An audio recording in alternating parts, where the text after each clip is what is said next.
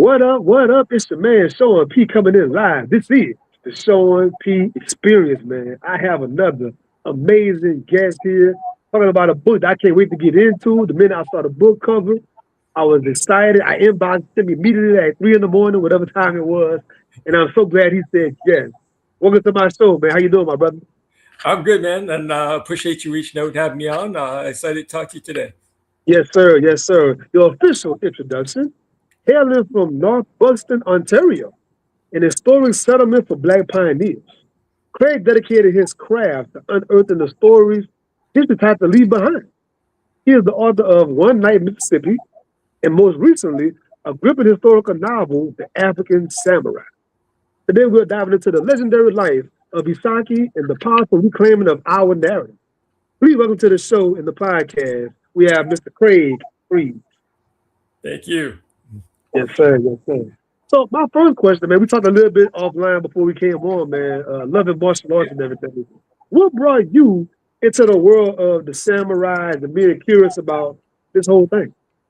Yeah, so I actually came across Yasuke's story by accident one day. I just, sometimes you're watching something on YouTube and you let it run too long and it keeps going to the next video, the next video, next video. It ended up on this just very brief story about Yasuke, and I remember this was probably around 2017 maybe when I saw it, and I remember I saw it and I thought there's no way that this story is true and I haven't heard it before. No way.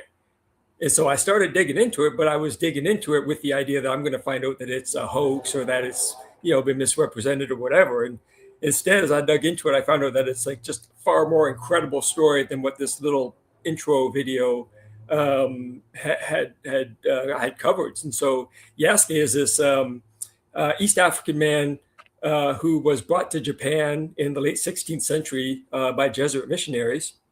And there he was gifted to a powerful warlord named Oda Nobunaga, who, if anybody knows Japanese history, he's actually one of the most important figures in Japanese history. He's one of what's referred to as the three great unifiers. And he and Nobunaga eventually formed a friendship. And Yasuke was elevated to the role of samurai, and he was the first foreign-born person to ever have that title. So even beyond this one particular character, I've always been curious about our history globally. And I heard like 2012 or so about our presence all over Asia and all these places. And not many people believe that, even us. Yeah. So tell us a little bit about our rich history all over Asia and things of that nature, man. Yeah. So just in general, I think history is far more integrated than we think it is. And so, while I was doing all this research around Yasuke, of course, I come across other examples of African influences and other cultures and contact points. And, somebody asked me once why Yasuke's story is like not more widely known. And the reason that I think it is because we tend to study history in like these pillars. Right. And so like you would study Japanese history or you would study British history or et cetera, et cetera, et cetera. And so anything that doesn't fit into one of those categories, it's easy to miss. And so Yasuke wouldn't quite be part of Japanese history, wouldn't be covered in Black history. He's just kind of linked in between that people overlook. And I started to find more and more of these links where, if you study Roman history, you're focused on the Romans. But in reality, Rome had built this empire that covered the entire known world, and Rome was the most important city on the planet. So anybody from throughout all these areas that they've conquered, you want to make a name for yourself, you want to, establish yourself, you're going to go to Rome. Rome would have been one of the most diverse cities on earth. But nobody covers that because you would only study your slice of history and not the kind of comprehensive whole. And so, yeah, I mean, I just think history is way more integrated than the way that we learn it. I've even seen like these old statues of the original Buddha, and the Buddha having the Africanized feet, the lips, the nose, even the opposite, the coils and the hair. Like, yeah. I've seen stuff like that, and not many people know about that. So whenever it's shown, it's like it says, a conspiracy. they're making it up. And some people think that we are race swapping certain figures whenever, like Hannibal, Right. Hannibal for an example, people like that. Yeah, and Japan and Ethiopia, it's well documented that they have a long history and kind of cooperative relationship with one another. They've supported each other through like domestic troubles and international troubles and etc. At one point, there was an arranged marriage between Ethiopian prince and a Japanese princess that ended up not going through. But like they've had like long-standing diplomatic relationships and support and respect for one another. So again, that's something that really doesn't fit into a category that anybody would look at and study, but that's well documented, and that's one example. So I love getting into the research process on this show. I love digging into the nuts and bolts that it takes to make a publication. What was the research process like on the historical figure like him? To my understanding, there was like limited resources on this guy, correct? Well, there's actually pretty good documentation of his time once he reaches Japan, but very little before that. So yeah, there are a lot of blanks to fill in. The research process, I just cast the wide as dead as possible, right? Like I podcast, YouTube, movies, books, like whatever I can get my hands on, anything I can find, right?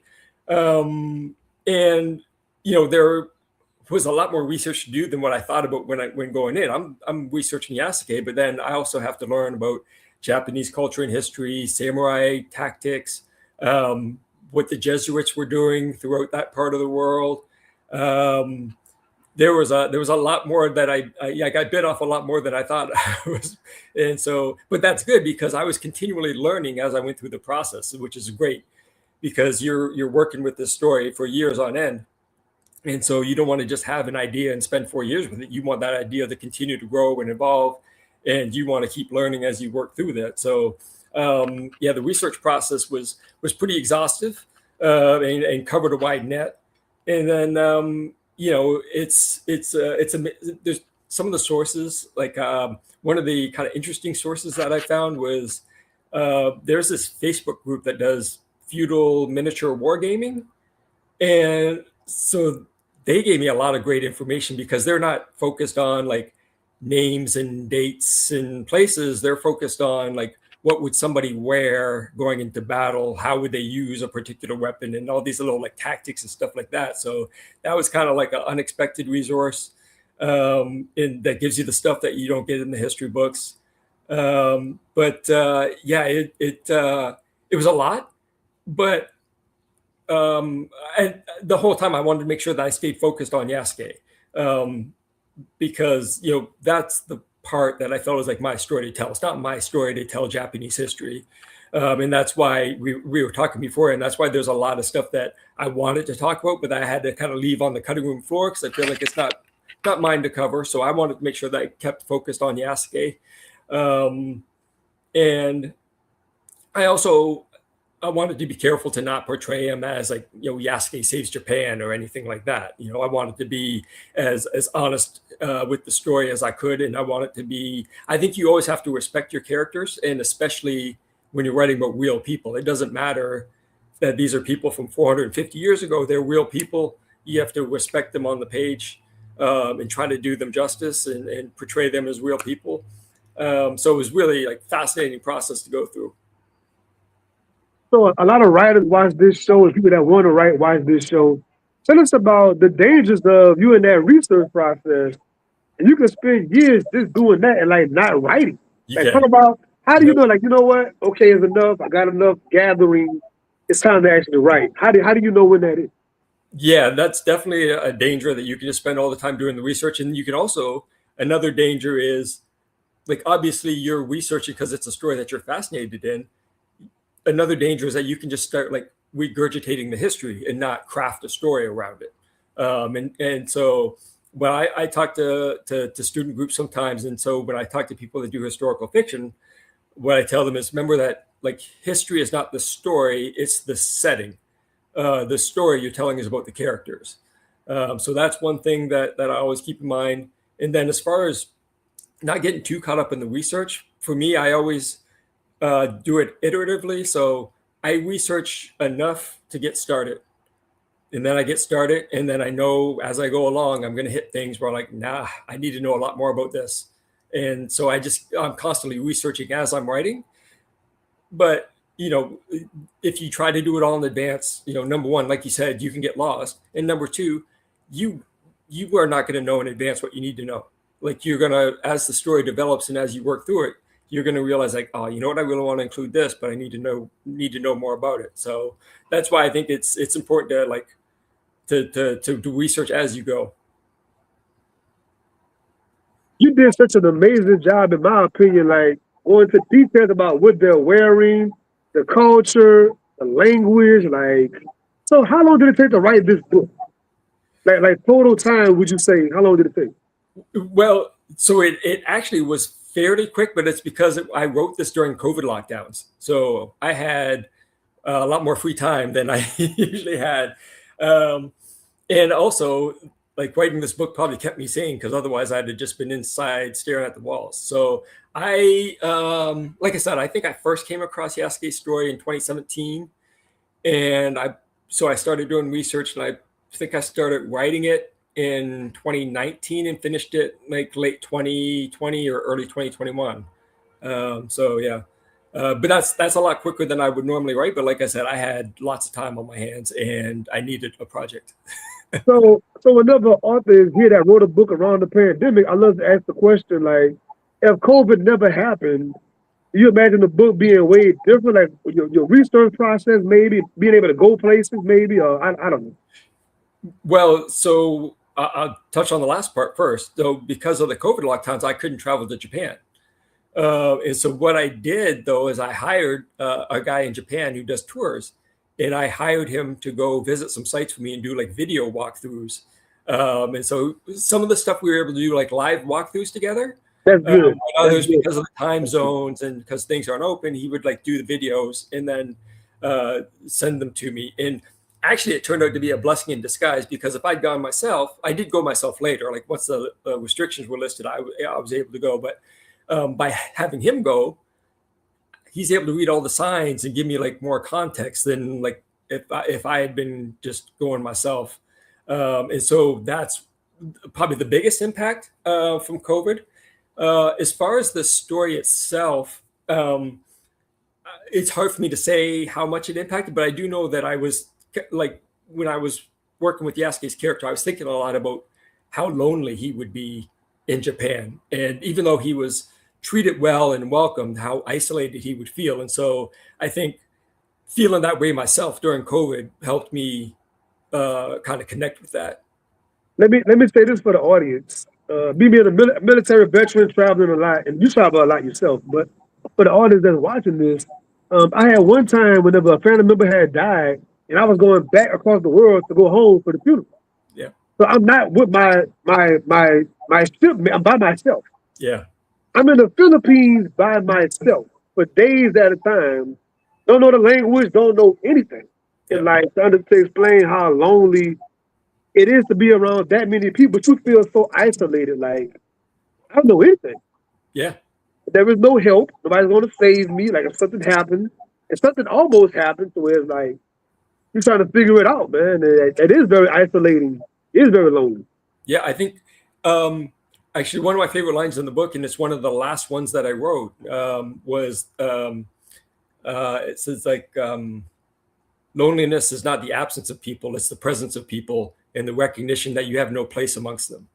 And so that's something I worked on that for a long time, but like I had that idea, but I didn't know how to express it. And so that was like one of the last lines that I actually wrote for that novel. And for the audience that don't know, man, just looking at your page, you're a very physical author in the sense of you go into the actual place, you got the water in the background. Yeah, you see, you got this going on. Like, it's like National Geographic watching your page, man. So again, you being able to travel to a place and all that, I'm sure putting that in the writing, it makes a big difference on how it comes across on the page. Yeah. So you mentioned like some of the details. That's all like when I'm traveling, that's all I'm trying to get is some of the details. Like you can get all the facts. I can sit on my desk and I can get all the facts. But if I can get just like a couple of details about what it feels like to stand there or like what kind of plant, just the environment, the atmosphere. Like, does the storm come out of nowhere? Like any little details that really helps, I think, like make the story real for people. You don't need a lot of that, but just a few of those details makes a big difference. Because for me as a reader, I'm always talking about this. We get to this later on the fight scenes, but like I can sometimes tell whenever a person actually went somewhere and they actually like they experienced it versus they at Starbucks just typing like, yeah, this sounds good, you know. You can tell the difference as a reader. I think I can. Yeah.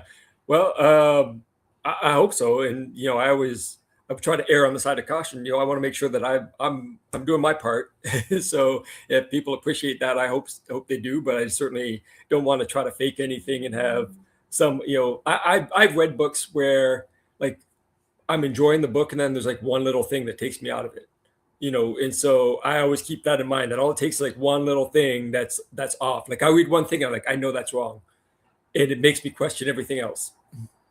I use the John Wick movies as a good example, right? In the John Wick movies, what I like the most, he literally be in a gunfight and stop and reload and then keep going. Like that would really happen. Yeah. You're not shooting forever with one gun without reach. That makes no sense. If Right. you're an actual gun person that deal with weapons, but like he literally in the middle of shooting, he'll stop. You gotta find a magazine and reload. And I'm like, I'm in a movie theater, like, yes, yeah, Thank you. Yeah. yeah, that would happen. It's little things that make a big difference for a story hitting with people. So speaking about the research process, man, talk about the cutting room floor. What's one thing that you wish could have made it to the book? What's one thing? So Oda Nobunaga is the character that kind of takes Yasuke under his wing in Japan, essentially, and elevates him. But Nobunaga had two rivals, Takeda Shingen and Yosagi Kenshin, and they have a very famous rivalry.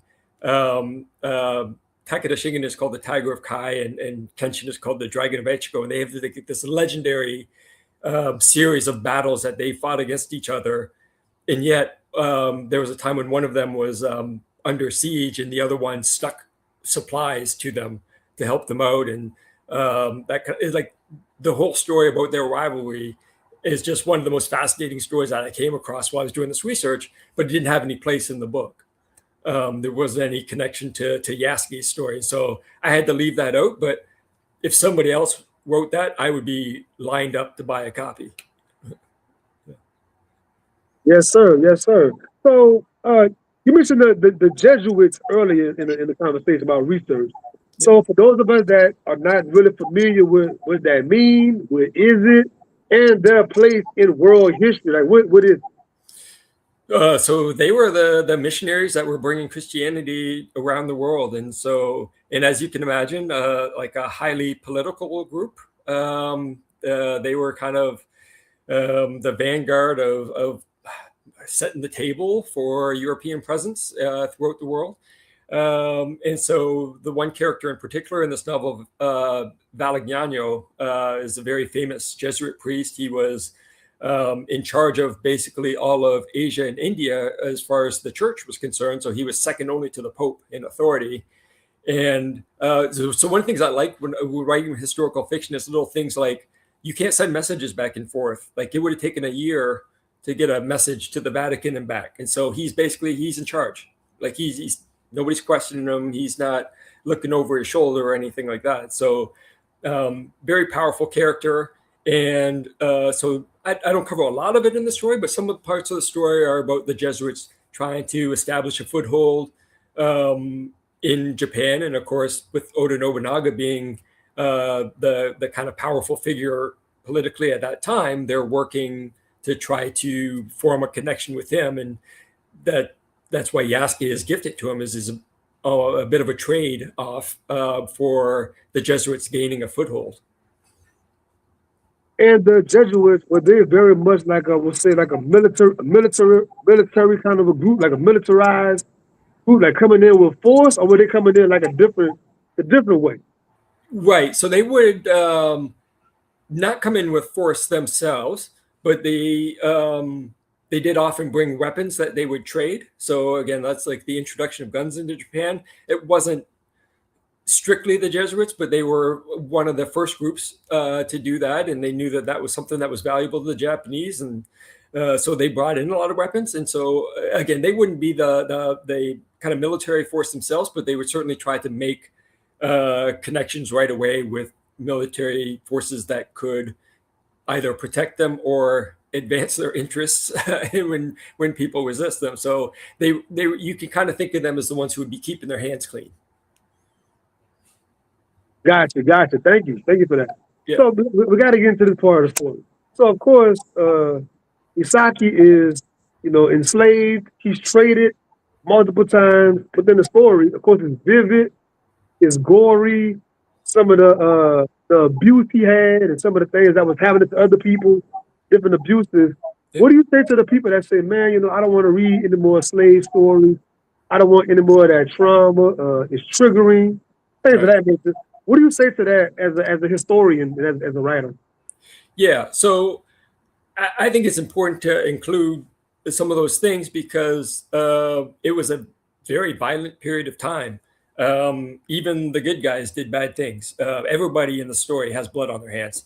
And I didn't want to shy away from that. I didn't want to paint anybody as being saintly, including Yasuke. There's the one scene where Yasuke kind of breaks under torture and ends up killing one of his compatriots there in this training camp. And that scene was important to me to include because yeah, I read a book. This was for research, I promise you, but I read a book about torture techniques. And I remember on the very first page, it said the problem with torture is that it will always yield a confession. Like basically the point is like everybody will break under torture. And so you never really see that in movies and TVs and stuff. Like there's always somebody who's like just tough and resisting. And so I wanted to have Yasuke break so that everybody understood that he's not superhuman. Like this is a guy who is vulnerable. He has flaws. He's human, and so I think that makes everything that comes after much more powerful.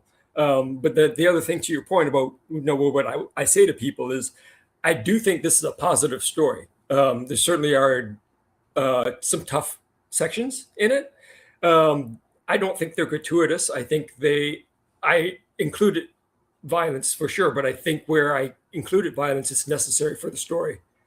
And I think ultimately, though, it is a positive story. And I think people will feel good about it when they get to the end. No, I'm glad you said what you said about his vulnerability because I want to speak about that. The way in which you wrote this story, yes, he is the guy that we all know, the big, huge, towering figure, right? The strength of 10 men, all that stuff. And whenever I have seen him depicted, it's very much, he's like a beast. Yeah. But showing he was worried and scared and vulnerable and lost and confused and things he's battling internally. Yep. Did a good job of showing that part of it. Thank you. Yeah. Like I said, it goes back to what I said about respecting the people you write about. I don't think I'd be doing him a service if I made him just a complete badass. That's not likely the case. He would have been scared. He would have been confused. He was a kid when he was taken away and goes through all of these changes that you talked about. And when I started researching, that really was the thing that stood out to me is that his circumstances changed so many times and so drastically each time. And yet every single time he turned out to be more than what people expected of him. Every time he rose to like a position higher than what people had originally intended him to. And so that was my building block is like, man, this guy is so adaptable and his ability to like, read situations and understand how to make himself valuable in a kind of like a time and place where making himself valuable is what's going to save his life. And so that adaptability, that was like my building block for this character. And then I was able to start layering stuff over top of that. I mean, what amazed me the most, again, as far as my own travels, he had to learn different languages so many times. Yeah. Have severe punishment for not getting it right, and learning the traditions, and you're trying to observe what everybody else is doing. When to do certain things, how to dress, be a certain way, and do it toward the highest levels of doing it. That was amazing to me. Yeah, this is a guy who cannot fit in. Like, but he tries to fit in as much as he can. Um, so Yasuke, he's portrayed as a giant kind of thing in stories, and you hear about that. So his documented height was 6'2", but and this was part of my research. Like in the late 16th century, the average height of the Japanese male was 5'1". So today it would have been like the equivalent of seeing a 7-footer, Yeah. except imagine seeing a 7-footer with a skin color that you've never seen before. And so that was one of the things that was crazy about the story is like the Japanese people at this time living in the port cities, they had seen Africans before. They've seen them on the ships, like dock workers and that kind of thing. In central Japan, many people had never seen an African before. And so the scene of Yasuke marching into Kyoto and it causing a riot from people rushing out in the streets to see him, that's a documented historical event. There were 3 people reported as being crushed to death in a riot from people just coming out to get a glimpse of Yasuke when he's marching into Kyoto. He was something completely different than anything they'd ever seen before. So basically, it's like Michael Jackson coming out back in the day. People just fall out crying and people getting trampled over. Like, oh my God. Yeah, it was like it's Rockstar. literally like seeing an alien to the Japanese people at that time. So yeah. Yeah, yeah. Yeah, man. Let's go to the cultural moments, right? So I love connecting TV shows and things to literature for those that don't really read. The TV series came out about a year or so ago on Hulu called Shogun. Yeah. I love the Shogun series, and of course, once again, we get it steeped in Japanese culture, language, everything. Yep. Whenever that came out, did you feel like, okay, good, this is good for my book as far as traction and giving them something to connect to, the bite on? Whenever I'm shopping this book and talking about it, they can connect to something. Yeah, it gave me another kind of point to connect because for Shogun, it takes place about 15 years after the events of the African samurai, and so Shogun's based, of course, on the book by James Clavell, and for some reason I don't know why he changed the names of the characters, but when they talk about like the Taika, that's Toyotomi Hideyoshi, and then the main character there is like Tokugawa Ieyasu.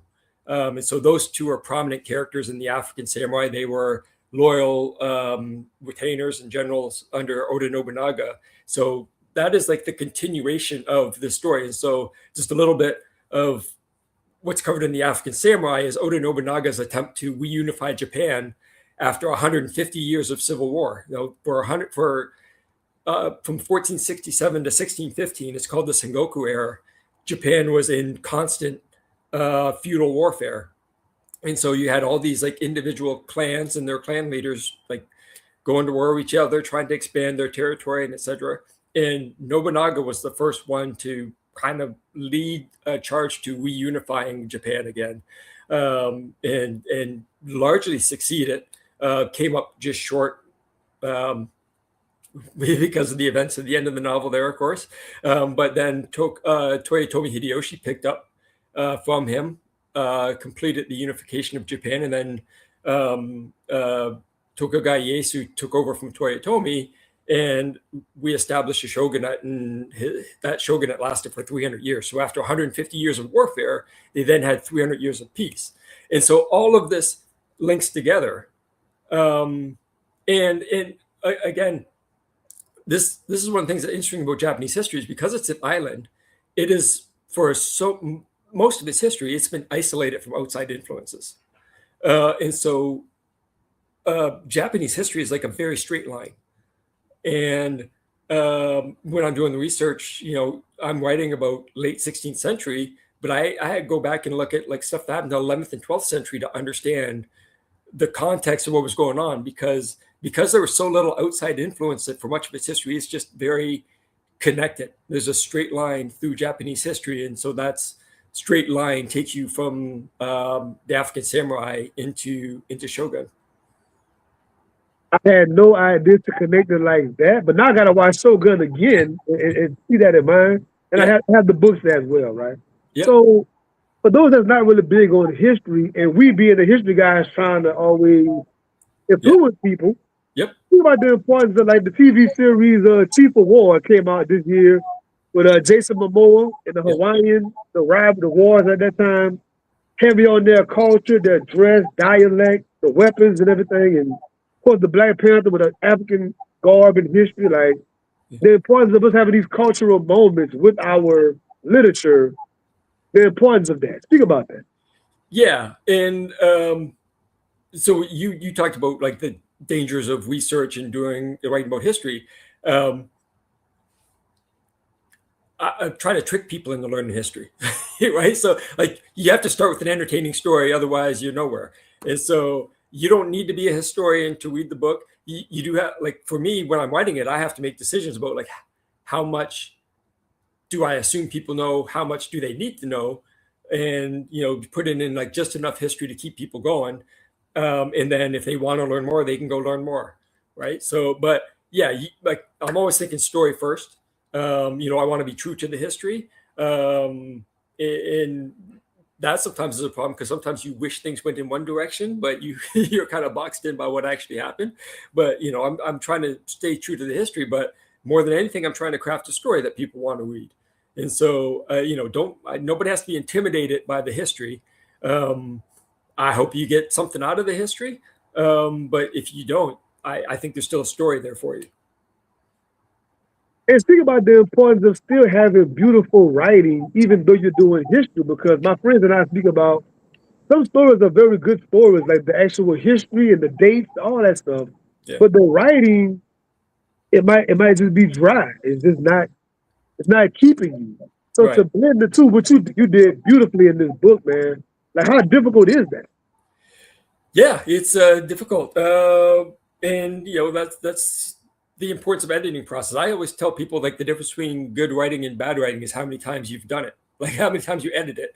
I'm sure my first draft was terrible, and so when I write a first draft, I do tend to work pretty quickly because I just want to get the story down. I don't worry about whether it's good or not. I'll fix that later. I want to get the story down and see what I have, and then I'll go back through and see what I need to do to make it work. And so one of those things that I do is, one of my editorial passes is just trying to make interesting language. And early on in my career, when I was trying to kind of break into publishing, one of the things I did is like I thought it was important to kind of cross train and try different types of writing. And so I wanted to work on my dialogue and improve my dialogue. So I wrote a play, so that I have to tell a story all just in dialogue. And then I'm not a poet, but I tried writing poetry because it forces you to try to come up with like interesting prose and make connections to things. And so none of that work was meant to be anything other than shoved in my drawer. But it's going through that exercise to help me kind of bring that into my main writing. Hey man, it all paid off, bro. Like all training does. It shows up when it's time to show up. This thing that seems obscure, just like the writing is good, the dialogue is everything, and the stories to make you invested in the characters. You know what I'm saying? That's the big thing too. It's not just flat history on his face. Like I it's still entertaining, and it's still like you said, even besides the history, it's still a good story. A good appreciate story. Period. You know? it. Yeah. Yeah. I Yeah. appreciate Yeah. that. Yeah. Yeah. And, So there's a couple other instances of Yasuke. Is there is an anime on Netflix written by the award winner Nick Jones Jr. yes. It's very Yes. different. Yes. It's got a lot of fantastical elements in it, but Yes. it does have Yasuke's history as kind of the backbone of that story. And then he's in the Assassin's Creed video game, the recent Assassin's Creed video game. So like I'm excited to see those things, and I would love to see other people grab Yasuke as a character and work with them and do other things with them. Because I think, I told somebody one time, like if 12-year-old me had known who Yasuke was, I'd have had a poster on the wall. So Man. I want other people to do other stories. I want him to be like a icon that Yeah. anybody can work with, and I want somebody else to have that poster on their wall. Man, when you just said that, I thought about my small self and how big I was on Boston Lord. I would have drove my mama crazy. Like, Mom, I gotta get it.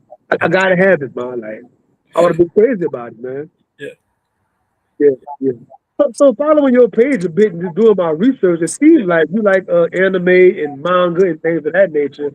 How much is that infused in your writing, making this story, man, where it's like your love of this put on this historical lens, man.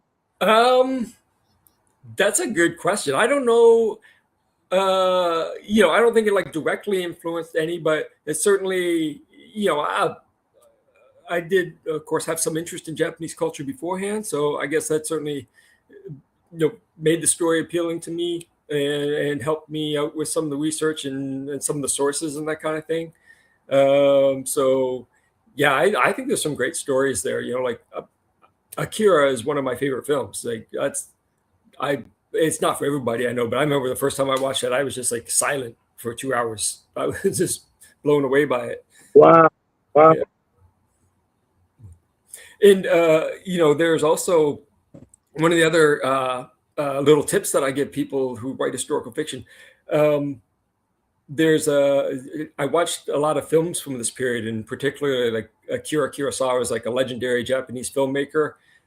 He's famous for his like cinematography, and so watching his films, I was able to like just pick out things from his sets, little things like folding chairs that they would bring over, wind flaps that they would put around the camps, and like you like kind of if you watch the background of the movie, and you can pick up some really good historical details. And so when people are writing historical fiction, I always kind of give that as a tip: is like watch some films from that era and just like pay attention to the stuff that's in the background. That's a great idea for anybody. Anybody writing fiction, that's a great idea. Yeah, yeah. So speaking of that, like, who are some of your influences on your writing? Who are some of the people that you were reading? Like, you know what? I like what this guy's doing. I like what they're doing. Who are some of those folks for you when it comes to writing? Yeah. So Cormac McCarthy is probably my favorite, and I think like what I really like about him is everything feels important. That when you're reading his stuff, like it could be two characters sitting in a coffee shop, and it feels like the whole world's at stake. He just has a way of creating tension in every scene, and so I read that and enjoy it, but then I go back and I try to like study it and break it down and understand like why it worked. Right. So I think that's important. Um, um, yeah. Another book I always recommend is A Brief History of Seven Killings by Marlon James. I, I tell people like that would always made me quit writing because I read that and I was like, why should I write a book when everybody can just read this one instead? Like, I was like, we don't need any more books. We got this one. Let's give this one to everybody. Like, so that's something new coming out pretty soon. I think I saw some promo. Okay. Yeah. Okay. I'll keep an eye out for that. Yeah. But yeah, I think it's important to, obviously read for pleasure, but also if you're writing, like if something hits you, positive or negative, like don't just glance over it. Like understand why it hit you. Like try to kind of break down why it worked or why it didn't, and make sure you learn from that. Let's go into that a little bit, man. I was seeing something on social media a couple of days, Sunday, and they were talking about the amount of writers that like they claim they don't really read books. Oh, like how important is it to read as a writer? Like how do you feel about that kind of a conversation? Oh, I think it's important. I do understand. I've heard some people who say they don't want to read when they're deep in the writing process. I can understand that. They don't want another voice in their head. I don't really worry about that. The two things are separate for me, but I can totally understand why some people feel that way. But I mean, not reading at all. I don't understand how you like if you're an actor, you don't watch TV. You have to watch what other people do, and you have to know what's working and what's not, what other people, your peers and etc. are doing. And also, like, why are you writing if you don't love books? That just doesn't make any sense to me. No, it doesn't. Not at all. I don't understand it. I can't. You couldn't be a great chef without watching like great chefs and be around the culture and around whatever they're doing. Yeah. Just by the subconscious osmosis, just being around it. Yeah. Putting up certain things. So just to not do it and be like, oh yeah, I'm gonna be a great chef. Like how? Yeah. Yeah. I don't see the how. No. I'm gonna stand against that one. I want to go into your physical fitness, man, because again, going through your page, man, you are like a super athlete, not just a normal athlete. You doing a Spartan race, you hiking in crazy places, you doing stuff in the snow, like it's ridiculous. So tell me, how does that carry over to your writing discipline question? Yeah. Well, I think there's two things. One is like I think exercise is just a great way to clear your head. It keeps me mentally sharp, kind of thing. And also, while I'm out there, I'm on a run or I'm doing something else, or I'm hiking or whatever. Nothing to do but think about things, and so I'll work through ideas, work through like problems and stories and that kind of thing. So there's that. I also think it's important, whether it's physical or something else, like it's important to just always be trying new things. I think that keeps you again thinking in different ways and gives you a lot of perspective and that kind of thing. So yeah, I'm always trying to kind of find new things to try, even if it's just like minor things and that kind of thing. And yeah, I like to stay active. I also, like I, my mind will race sometimes. So sometimes I'm better off working if I'm a little bit tired first, you know. So sometimes I like to like wear myself out a little bit first and slow myself down, and then I'm actually more focused that way. You know what? I might even steal that one. I got to take that one too. I got to take that one. I'm a pretty naturally wired person, so I probably should tire myself out a little bit before a certain task. Yeah, See how that works for me. yeah, it works for me. So, yeah.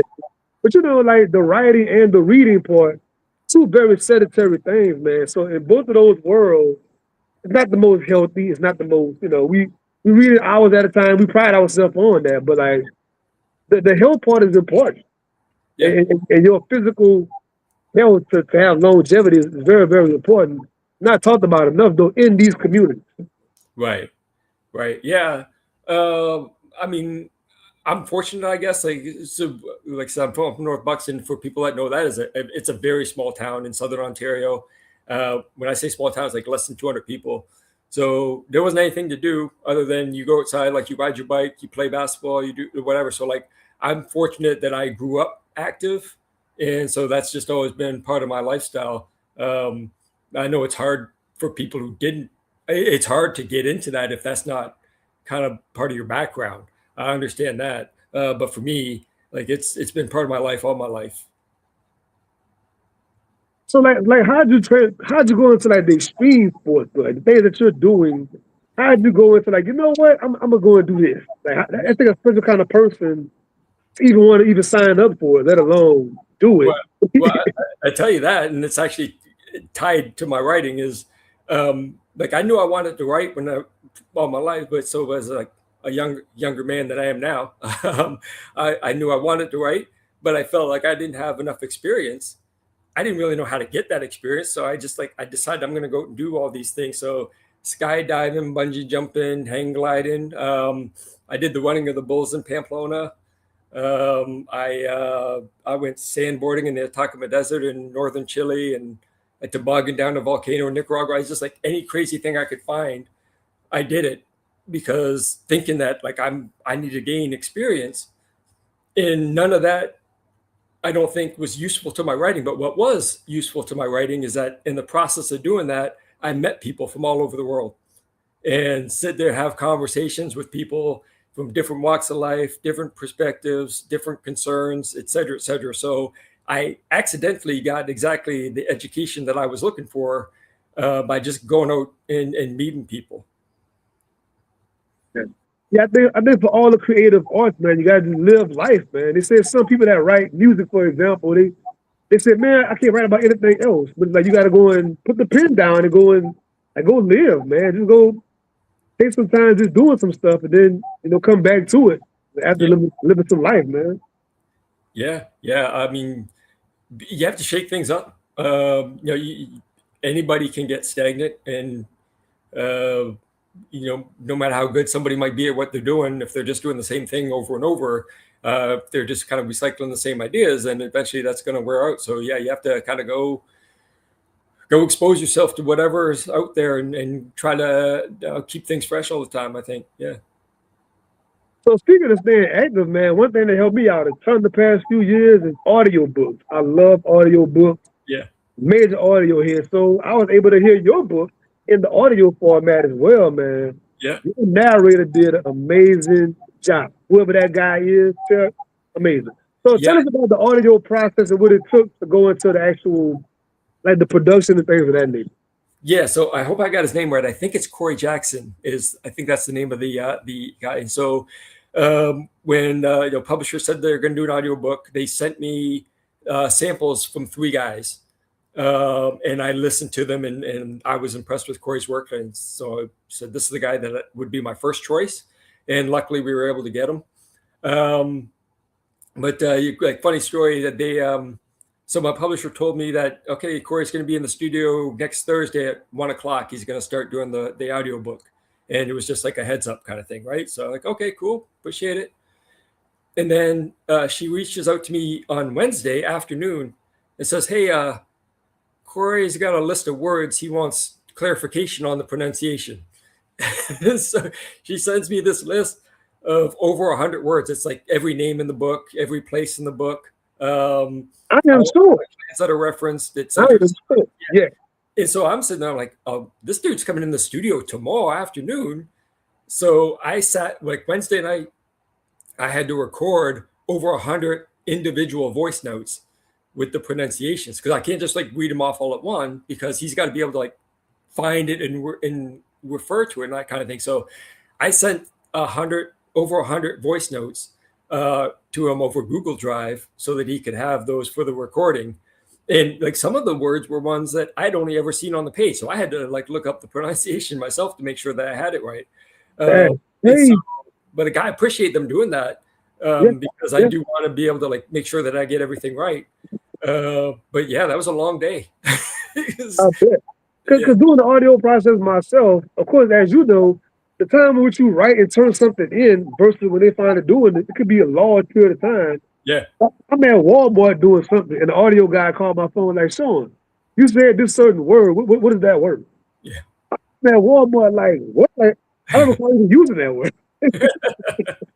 Yeah. It had been that time in between where I'm like, I don't know saying that. Like, you know. Yeah. It's funny, man. It's a funny process. Yeah, it is it's a good point. People don't know a lot about the fact that like there could be like a year and a half, 2 years gap between like when I did the book launch, I had been done the book for 2 years. And so I had to like go back and read it again before the book launch. Yeah. And speaking of the book launch, that's one of my questions. How does the audience respond to the book? What's some of the feedback? What are some of the things? Whenever you were on book tour and everything, what was that like for you? Yeah, so a lot of really positive feedback, and it's like humbling for sure. And especially, whenever people talk about specifically like getting little things right, like when I have like people of Japanese heritage reach out and talk to me about like the tea ceremony, is like that's a big relief to me whenever I hear about like little details that people said, like, yeah, that's dead on kind of thing. One of the things I will tell you about the reception is this is like really been well received internationally. So it's been translated into, I think, 14 different languages. I think there's 16 different editions of it now. And some of it in places where there isn't a large Black population or Japanese population, like Serbia, Ukraine, Greece, et cetera, et cetera, et cetera. There's a lot of those places. And so that was really gratifying to me because that tells me like, this is not just a Black history story. Like anybody can connect with this. Everybody's interested in this.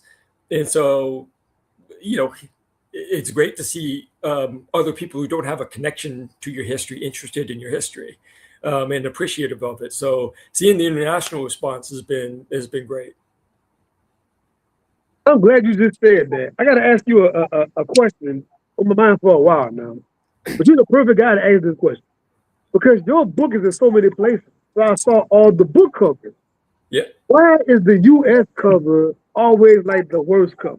I like the last. Like every time the UK cover is amazing and this cover, I'm like, why don't we get those in the U.S.? I can't answer that one. I don't know.